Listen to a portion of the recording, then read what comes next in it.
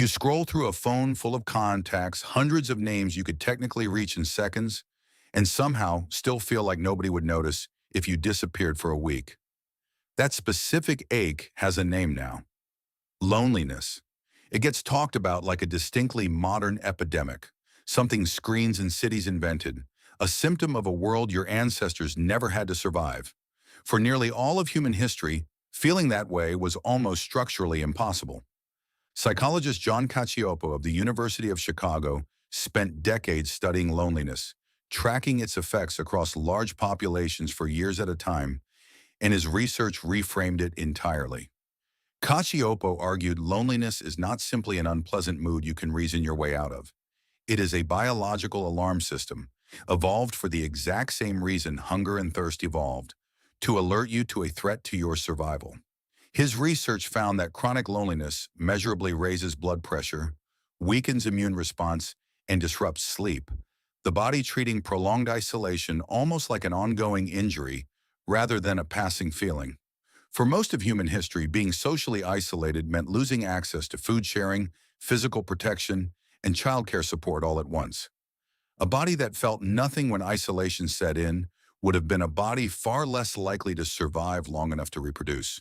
That alarm system was built for a world radically more socially dense than the one you live in now. Dense in a way that had nothing to do with population and everything to do with how tightly woven daily life actually was. So how dense are we actually talking about, and how does that compare to a typical week in your own life right now? Anthropologist Kim Hill of Arizona State University led a landmark study published in the journal Science, mapping the social networks of hunter-gatherer groups, including the Ache of Paraguay and the Hadza of Tanzania. Hill's team spent years tracking who actually lived, ate, and cooperated with whom, building a detailed map of real relationships rather than simply counting how many people slept in the same camp on a given night. They found that individuals in these societies maintained meaningful, regular contact with far more people than just their immediate camp of 25 or 30.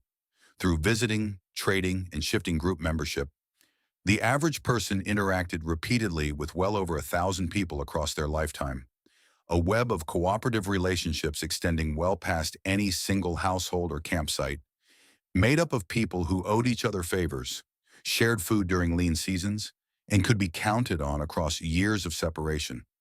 Picture what that actually meant day to day, not just as a statistic on a research chart. A hunter-gatherer camp was never a closed unit, sealed off from everyone outside its own small circle of tents and fires. Anthropologist Robert Kelly of the University of Wyoming, who has spent decades documenting hunter-gatherer lifeways across dozens of societies, found that these groups practice constant residential mobility, breaking apart and reforming into new configurations every few weeks or even every few days, depending on the season.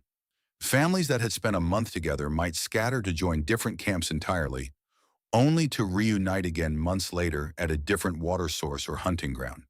A person who felt friction with one camp, a disagreement, a personality clash, simply the need for something new, could walk to another and be absorbed within days, sleeping beside different fires, eating with different families, never more than a short walk from a full social world ready to take them in.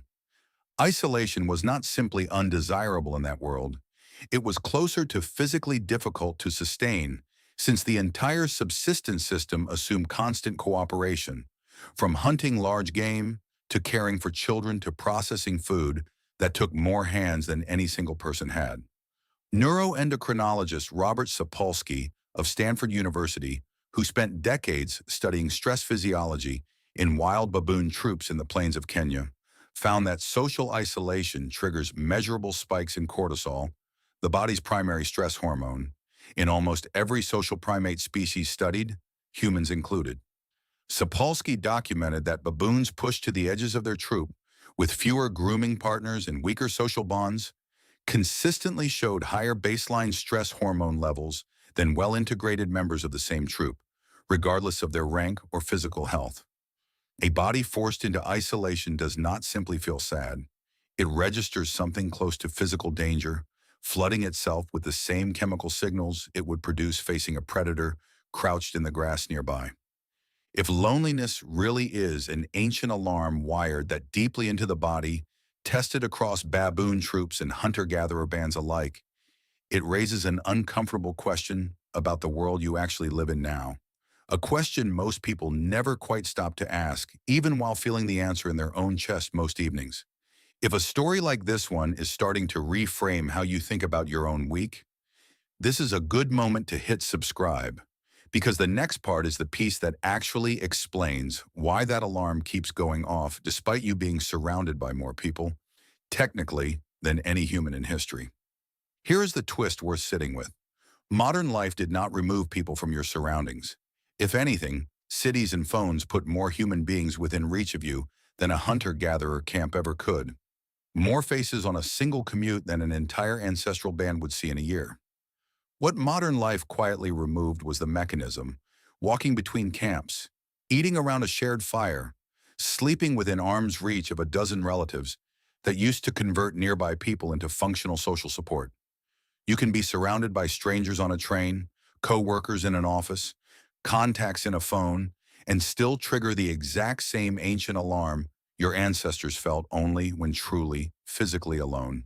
Because proximity was never actually the thing your body was built to measure. Belonging was, and belonging required something cities and screens are not automatically built to provide. The slow accumulation of shared meals, shared effort, and shared time that used to happen simply by existing inside a mobile, overlapping web of camps.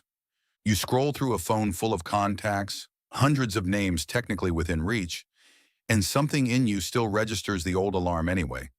The same quiet unease your ancestors would have felt walking into an empty clearing where a camp used to be. That alarm is not malfunctioning. It is responding honestly to a world it was never built to interpret. A world where being near people and actually belonging to them quietly became two very different things. A gap that never existed for most of the time. Your species has been on this planet. There is something almost hopeful buried in that explanation, even if it does not feel that way at first. If loneliness today is not a personal failure, but a mismatch between an ancient alarm and a modern environment, then the fix was never about collecting more contacts or attending more events out of obligation, chasing a number that was never really the point. It was always about rebuilding something closer to what a hunter-gatherer camp actually offered. Fewer people, held closer, seen more often, relied upon in ways that go both directions. The kind of small, dense web your body has been quietly waiting on this entire time. If stories like this one make you see your own everyday life differently, hit subscribe. A new story from the deep past goes up every week.